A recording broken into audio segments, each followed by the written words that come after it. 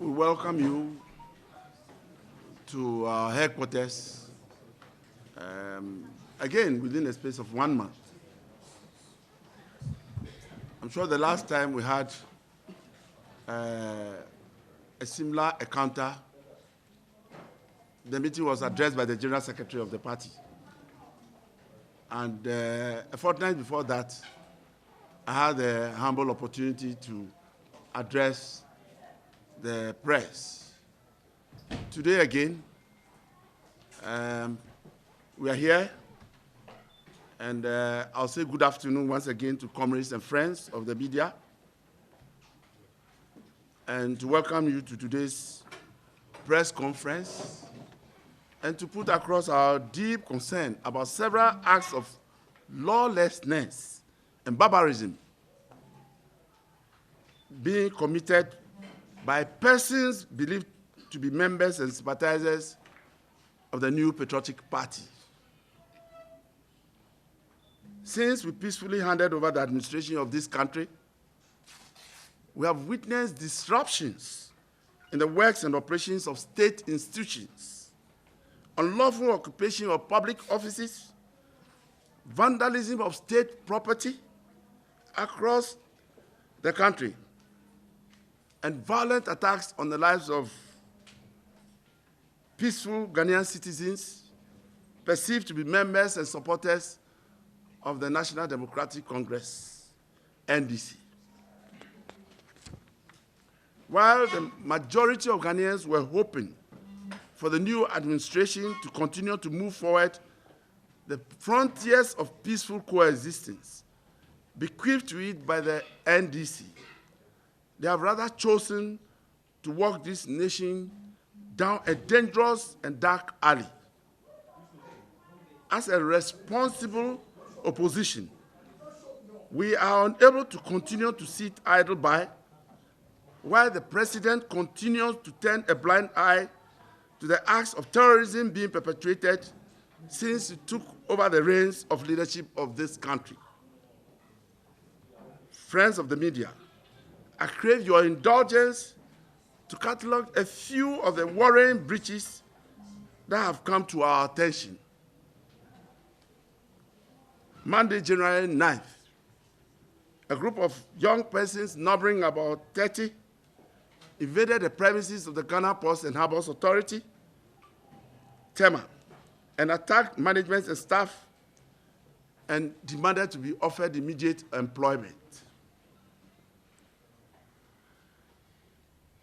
Another noisy and indisciplined group in a convoy of 3 vehicles invaded the passport office in Accra, disrupted work and continuously intimidated staff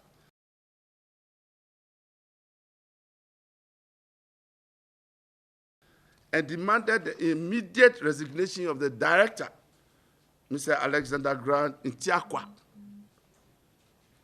The offices of NADMO Accra, the Youth Employment Agency in Tamale and Accra, the National Health Insurance offices in Tamale, and many others across the length and breadth of the country have been vandalized, and the officers subjected to threats, abuse, and physical attacks. As we speak, we have some of our supporters who are traders at Agbogboshi Market, a suburb of Accra, displaced from their market and have been sleeping at the party headquarters here to avoid being lynched by rampaging MPP hooligans.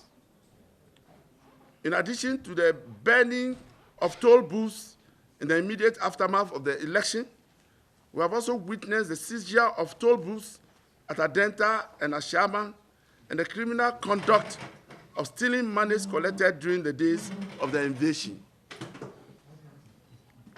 Ladies and gentlemen, we also note with concern that the MPP constituency executives are writing letters to heads of schools to discontinue the school feeding program until further notice.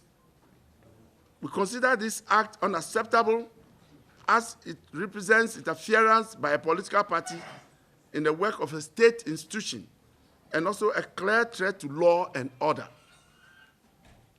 We are unable to comprehend how a serving police officer, an assistant superintendent of police, head of the police detachment at the Flagstaff House, was brutally assaulted at no less a place than the Flagstaff House by Nana Akufo-Addo's goon squad, known as the Invisible Forces. The most disturbing aspect of this brutish assault on the police officer is the fact that the president and his vice were all at the seat of government when the so-called Invisible Forces meted out this bestial conduct 2 days ago. Even more horrifying is the despicable conduct of the NPP MP Fosun, personally wielding a gun and leading his thugs to attack and beat NDC supporters, including a pregnant woman. It is common knowledge that the Invisible Forces were used by Nana Akufo-Addo to unleash mayhem on his own party members when he was an opposition leader. Is Nana Akufo-Addo saying he is not aware of the goonish conduct of his Invisible Forces? Or is it true that we are hearing that the Invisible Forces are working with the tacit approval of their boss, Nana Akufo-Addo? For how long is Nana Akufo-Addo going to support his hoodlums to unleash mayhem on innocent Ghanaians and state institutions?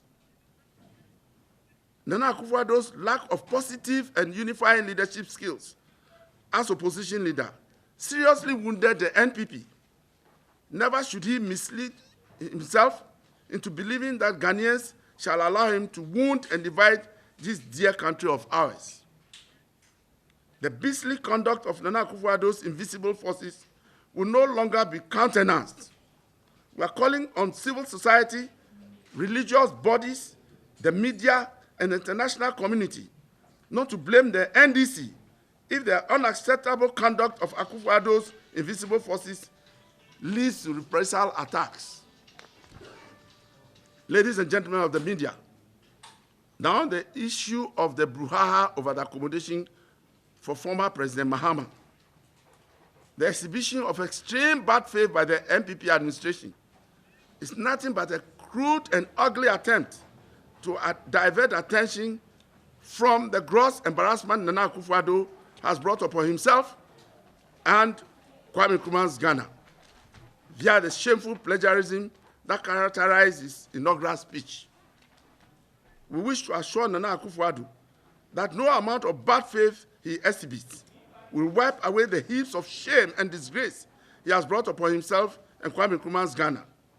Indeed, Nana Akufo-Addo is better off apologizing to the good people of Ghana for his improper conduct of intellectual dishonesty and academic fraud, rather than continuing to show bad faith after a rather smooth transfer of authority of state to him.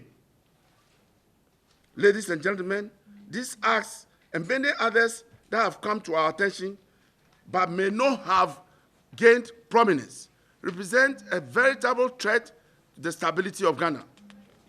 As a party that has held power for 8 years, we have worked assiduously to build very solid foundations for peace, unity, stability, growth, and development.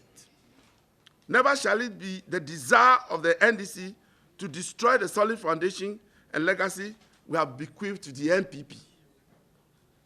We will continue to uphold the tenets of good governance and our democratic dispensation. Let a new patriotic party administration and a new president do nothing to destroy the legacy we have bequeathed to them. They have made lots of promises when seeking the mandate to govern. They have that mandate now. So let them govern and fulfill their promises rather than bring mayhem and chaos upon this nation. We have always respected our security services, and we hope that the change of government has not changed their resolve to protect peace, security, and sanctity of our country. As the late Professor Mills, of blessed memory, always said, Ghana will not die. Ghana will live to give glory and thanks to God Almighty, unquote. We thank you for coming. We thank you for your kind listening.